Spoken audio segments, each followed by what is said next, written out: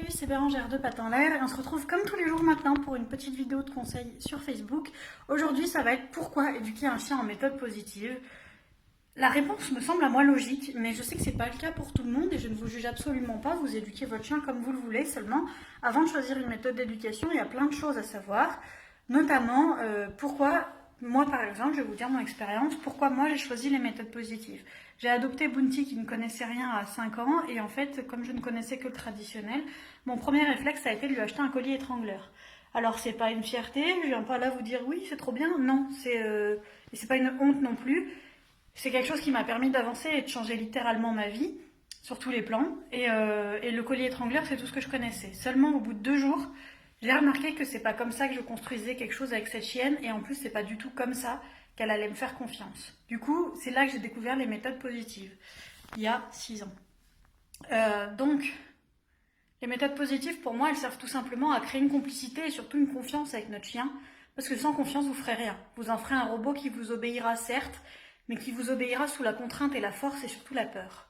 Donc à vous de choisir, est-ce que vous souhaitez avoir un chien qui vous obéit parce qu'il a peur de vous ou parce qu'il vous fait confiance? C'est ce choix-là que moi j'ai fait avec Bounty et avec mes chiens et avec les chiens que j'éduque aussi, dont les maîtres me font confiance. Et ben voilà, comme les maîtres me font confiance, j'aimerais que leurs chiens aient confiance en leur maître et pas qu'ils en aient peur. Parce que quand on éduque un chien dans la peur, il y a d'autres répercussions derrière, il y a d'autres troubles de comportement qui arrivent, comme nous quand on vit dans la peur, c'est pas vivable, tout simplement. Et un chien qui vous fait confiance fera beaucoup plus de choses et prendra beaucoup plus d'initiatives pour lui-même aussi. Et un chien est capable de faire des choix, et du coup quand il est en confiance, il fera ses choix. S'il n'est pas en confiance, il attendra que vous le fassiez pour lui. Et moi j'adore voir quand mes chiennes font des choix. Elles font pas toujours les bons à mon sens, elles font les bons pour elles, selon leurs critères de chien. Pour moi, se rouler dans la boue ou aller chercher une carcasse de lapin dans un champ comme Lana me l'a fait tout à l'heure, c'est pas le bon choix. Voilà, pour moi, c'est pas le bon choix. Pour elle, c'est une vie de chien et je l'accepte. Mes chiens ont une vie de chien. Quand je peux leur offrir une vie de chien, je le fais. Et mes chiens me font confiance et avec ce lien, on arrive à énormément de choses.